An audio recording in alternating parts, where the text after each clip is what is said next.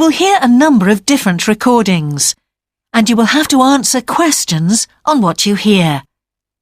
There will be time for you to read the instructions and questions, and you will have a chance to check your work. All the recordings will be played once only. The test is in 4 sections. At the end of the test, you will be given 10 minutes to transfer your answers to an answer sheet.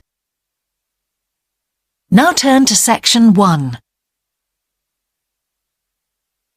Section 1. You will hear a telephone conversation between a travel company employee and a customer.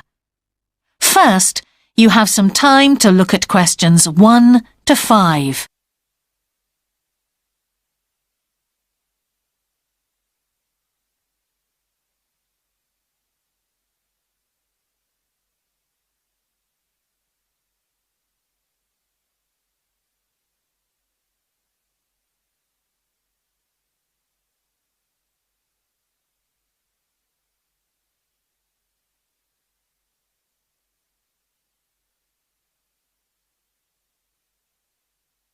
You will see that there is an example that has been done for you.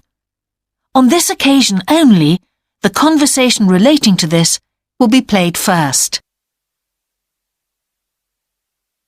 Greek Island Holidays, can I help you? Yes, I hope so. I have a friend who's just come back from Corfu, and she's recommended some apartments in Arillis. She thought they might be on your list. Arillis, let me see. Can you give me the names? Yes, the first's Rose Garden Apartments. I'd like to go with another friend in the last week of October. Well, we've got a lovely studio flat available at that time. I'm sure you'd enjoy the entertainment programme there too, with Greek dancing in the restaurant.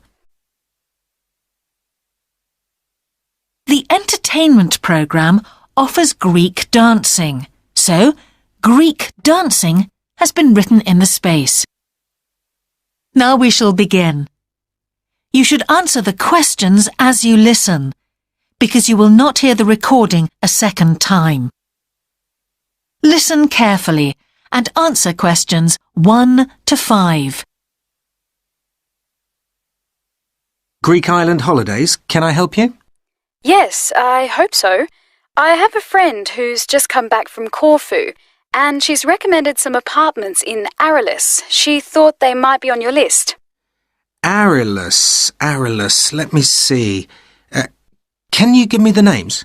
Yes, the first's Rose Garden Apartments. I'd like to go with another friend in the last week of October. Well, we've got a lovely studio flat available at that time. I'm sure you'd enjoy the entertainment programme there too, with Greek dancing in the restaurant. And the cost for each of us? £219. That sounds very reasonable. I'm just jotting down some notes. Now, the second one she mentioned was called Blue Bay. Blue Bay. Yes, in fact, that's very popular, and it has some special features. Really? The main attraction is the large swimming pool with salt water. Much healthier, I understand. That's right. And it isn't far from the beach either, only 300 metres. And only around half a kilometre to some shops, so you don't have to be too energetic. Is it much more expensive than the first one? Let me just check. I think at the time you want to go, it's around £260. No, £275 to be exact. Right, I've got that. Now, there are just 2 more apartments to ask you about. I can't read my own writing. Something to do with sunshine, is it? I think you meant the Sunshade Apartments. They're on a mountainside. Any special features? Yes, each room has its own sun terrace, and there are shared barbecue facilities. Ooh, sounds lovely. Yes, it is rather well equipped. It also provides water sports. It has its own beach. There are facilities for water skiing. Any kite surfing? My friend's quite keen. Not at the hotel, but I'm sure you'll find some in Arillis. There's also satellite TV in the apartments. And how much is that one? £490 with 2 sharing. You mean £245 each? I'm afraid not. Each person has to pay that amount and there must be at least 2 in an apartment. Oh, I don't think that would be within our budget, unfortunately. And the last one sounds a bit expensive too. The Grand? Actually, it's quite reasonable. It's an older style house with Greek paintings in every room and a balcony outside. Sounds nice. What are the views like? Well, there are forests all round and they hide a supermarket just down the road, so that's very useful for all your shopping needs. There's a disco in the area too. And the price? £319 at that time, but if you leave it till November, it goes down by 40%. Too late, I'm afraid. Well, why don't I send you a brochure with full details, Miss... Nash. But don't worry about that. I'm coming to Upminster soon, and I'll call and get one. I just wanted to get an idea first. Well, that's fine. We've got plenty here when you come. Before you hear the rest of the conversation, you have some time to look at questions 6 to 10.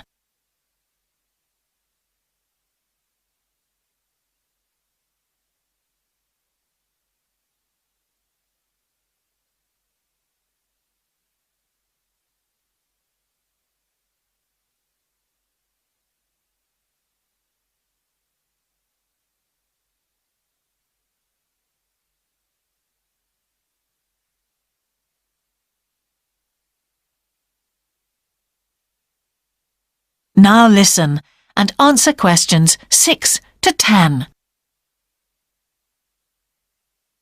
If you've got a minute, could I just check a couple of points about insurance? I got one policy through the post, but I'd like to see if yours is better. Fine. What would you like to know? Well, the one I've got has benefits and then the maximum amount you can claim. Is that like yours? Yes, that's how most of them are. Well, the first thing is cancellation. If the holiday's cancelled on the policy I've got, you can claim £8,000. We can improve on that, Miss Nash. For Greek island holidays, our maximum is £10,000. That's good. Of course, our holiday won't even cost £1,000 together. It's still sensible to have good cover. Now, if you go to hospital, we allow £600. Yes, mine's similar. And we also allow a relative to travel to your holiday resort? My policy just says their representative will help you. You can see there's another difference there. And what happens if you don't get on the plane? Nothing as far as I can see on this form. Don't you have missed departure? No, I'll just jot that down. We pay up to £1,000 for that, depending on the reason. And we're particularly generous about loss of personal belongings, up to £3,000, but not more than £500 for a single item. Then I'd better not take my laptop. Not unless you insure it separately. OK, thanks very much for your time. You've really been helpful. Can I get back to you? Your name is... Ben Ludlow. That's Ludlow. I'm the assistant manager here. I'll give you my number. It's 081 260 543 216. But didn't I phone 081 260 567 294? That's what I've got on the paper. That's the main switchboard. I've given you my direct line. Right. Thank you very much for your time. That is the end of section 1. You now have half a minute to check your answers.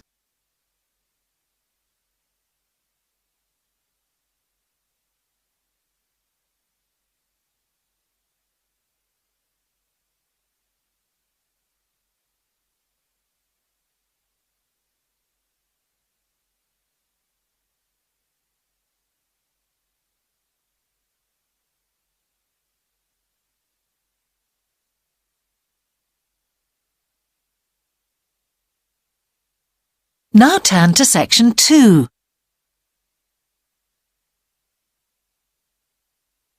Section 2. You will hear a talk on local radio about a children's theme park. First, you have some time to look at questions 11 to 13.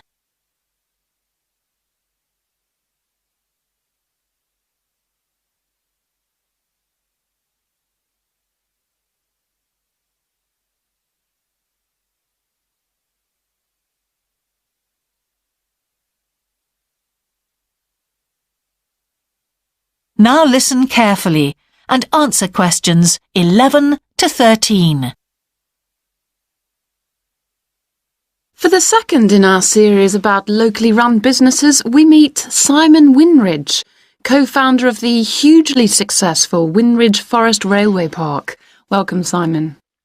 Now, perhaps you can begin by telling us a little bit about how it all started. Well, during the 1970s, my wife Liz and I had just acquired 80 acres of sheep farming land, and we decided to settle down and have children.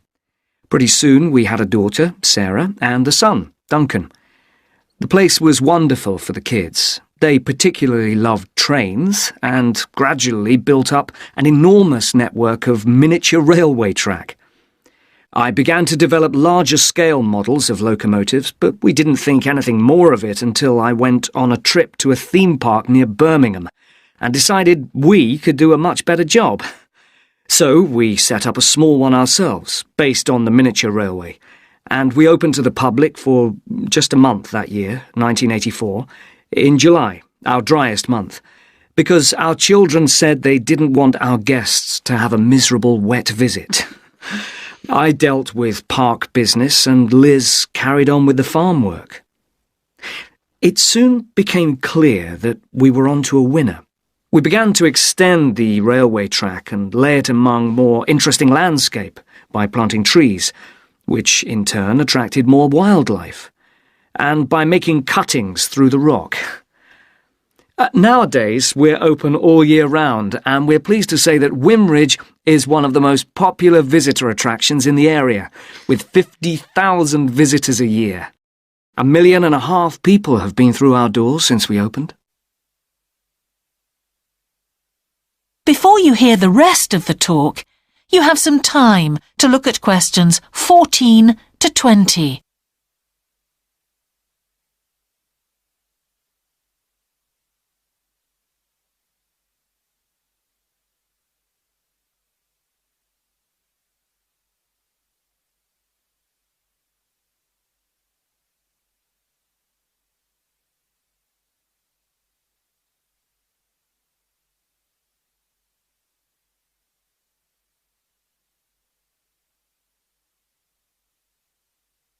Now listen and answer questions 14 to 20.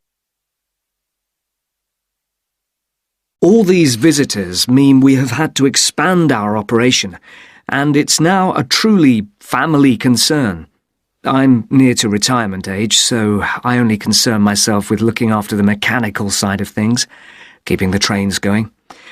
Liz now devotes all her energies to recruiting and supporting the large squadron of workers, which keep the place running smoothly. We're really pleased that, after some years away teaching, Sarah has now returned to the park and makes sure the visitors are kept fed and watered, which keeps her pretty busy, as you can imagine. Our son Duncan has been a stalwart of the park for the last 10 years, taking over from me in the area of construction. And I'll say a little bit more about that in a moment. And his new wife, Judith, has also joined the team in charge of retail. That's becoming a tremendous growth area for us. A lot of people want to buy souvenirs. So have you finished your development of the site for the moment? Not at all. We're constantly looking for ways to offer more to our visitors. The railway remains the central feature, and there's now 1.2 kilometres of the line laid, but we'd like to lay more. Because of the geology of the area, our greatest problem is digging tunnels, but we're gradually overcoming that. We're also very pleased with a new installation of the go-kart arena, which is 120 square metres in area. Again, the problem is the geology. We had to level the mounds on the track for safety reasons. We wanted to enable 5 to 12-year-olds to use the go-karts. And the main attraction here is the Formula One kart. We've known fights to break out over who gets it. And then, finally, to our most recent development, which is the landscape swimming pool. That is the end of section 2. You now have half a minute to check your answers.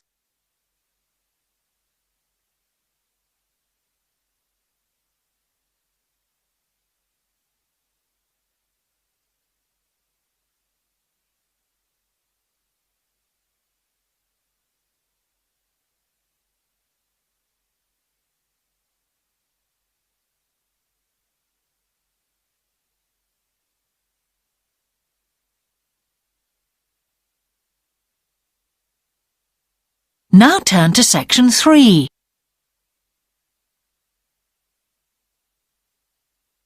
Section 3. You will hear a geography student called Caroline discussing her dissertation with her tutor. First, you have some time to look at questions 21 to 23.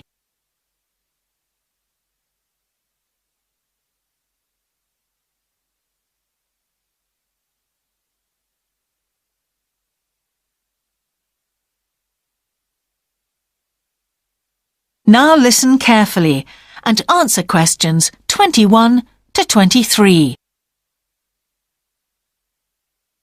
Ah, Caroline. Come on in, sit down. Thanks. So how's the dissertation planning going? Well, Dr. Shulman, I'm still having a lot of trouble deciding on a title. Well, that's perfectly normal at this stage. And this is what your tutorials will help you to do. Right. What we'll do is jot down some points that might help you in your decision. First of all, you have chosen your general topic area, haven't you? Yes, it's the fishing industry. Oh, yes, that was one of the areas you mentioned. Now, what aspects of the course are you good at? Well, I think I'm coping well with statistics, and I'm never bored by it. Good. Anything else? Well, I found computer modelling fascinating. I have no problem following what's being taught, whereas quite a few of my classmates find it difficult. Well, that's very good. Do you think these might be areas you could bring into your dissertation? Oh, yes, if possible. It's just that I'm having difficulty thinking how I can do that. You see, I feel I don't have sufficient background information. I see. Well, do you take notes? I'm very weak at note-taking. My teachers always used to say that. Well, I think you really need to work on these weaknesses before you go any further. What do you suggest? Before you hear the rest of the tutorial, you have some time to look at questions 24 to 30.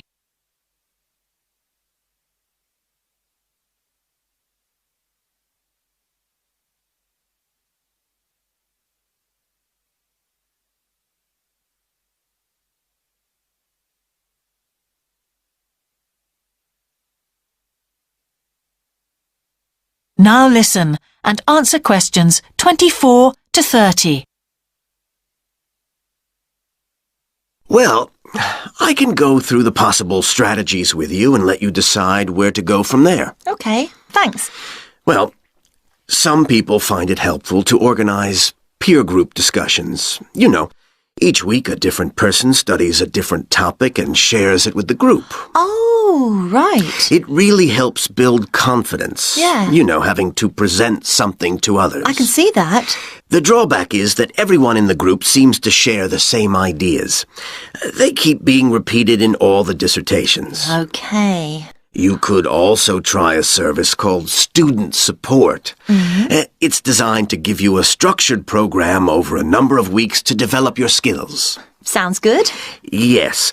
Unfortunately, there are only a few places. Ah. But it's worth looking into. Yes, of course. I know I've got to work on my study skills. And then there are several study skills books you can consult. Right.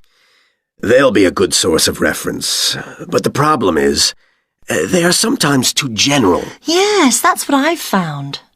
Other than that, I would strongly advise quite simple ideas, like using a card index. Well, yes, I've never done that before. Oh, it's simple, but it really works because you have to get points down in a small space. Another thing I always advise is don't just take your notes and forget about them. Read everything 3 times. That'll really fix them in your mind. Yes. I can see it'd take discipline, but... Well, if you establish good study skills at this stage, they'll be with you all your life. Oh, yes, I completely agree. It's just that I don't seem to be able to discipline myself. I need to talk things over. We'll be continuing these tutorials, of course. Let's arrange next month's now. Let's see. I can see you virtually any time during the week starting the 22nd of January. What about the 24th? I'm free in the afternoon. Sorry, I'm booked then. What about the following day? The Thursday? Yeah? I can make the morning. Fine. We'll go for the 25th then. That's great. Thanks. That is the end of section 3. You now have half a minute to check your answers.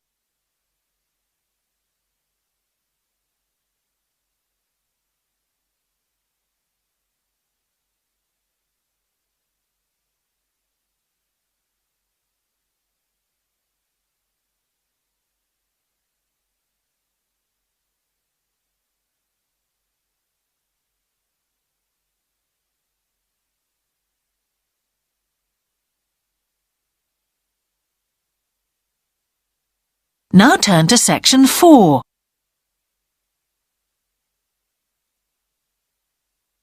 Section 4. You will hear part of a lecture about an experimental design for a house. First, you have some time to look at questions 31 to 40.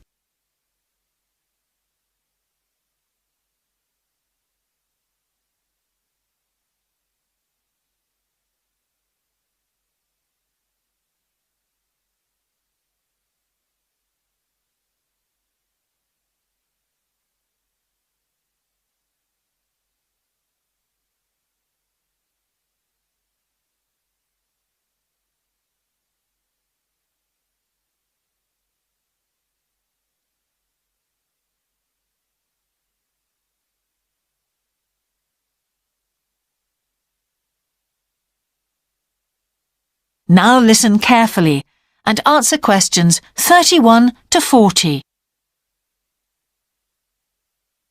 Good morning. In the last few lectures, I've been talking about the history of domestic building construction. But today, I want to begin looking at some contemporary experimental designs for housing. So, I'm going to start with a house which is constructed more or less under the ground. And one of the interesting things about this project is that the owners, both professionals but not architects, wanted to be closely involved, so they decided to manage the project themselves. Their chief aim was to create somewhere that was as environmentally friendly as possible. But at the same time, they wanted to live somewhere peaceful. They'd both grown up in a rural area and disliked urban life. So the first thing they did was to look for a site, and they found a disused stone quarry in a beautiful area. The price was relatively low, and they liked the idea of recycling the land, as it were. As it was, the quarry was an ugly blot on the landscape, and it wasn't productive any longer either. They consulted various architects and looked at a number of designs before finally deciding on one. As I've said, it was a design for a sort of underground house, and it was built into the earth itself, with 2 stories. The north, east, and west sides were set in the earth, and only the sloping south-facing side was exposed to the light. That was made of a double layer of very strong glass. There were also photovoltaic tiles fixed to the top and bottom of this sloping wall. These are tiles that are designed to store energy from the sun. And the walls had a layer of foam around them too to increase the insulation.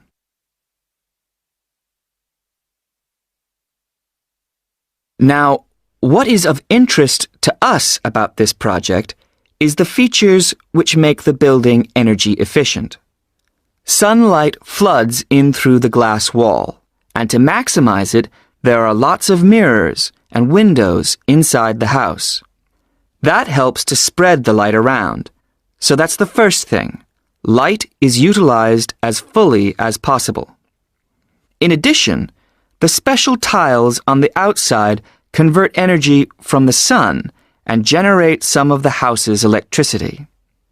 In fact, and it is possible that in future the house may even generate an electricity surplus, and that the owners will be able to sell some to the national grid. As well as that, wherever possible, recycled materials have been used. For example, the floors are made of reclaimed wood, and the owners haven't bought a single item of new furniture. They just kept what they already had. And then there's the system for dealing with the waste produced in the house. This is dealt with organically. It's purified by being filtered through reed beds which have been planted for that purpose in the garden.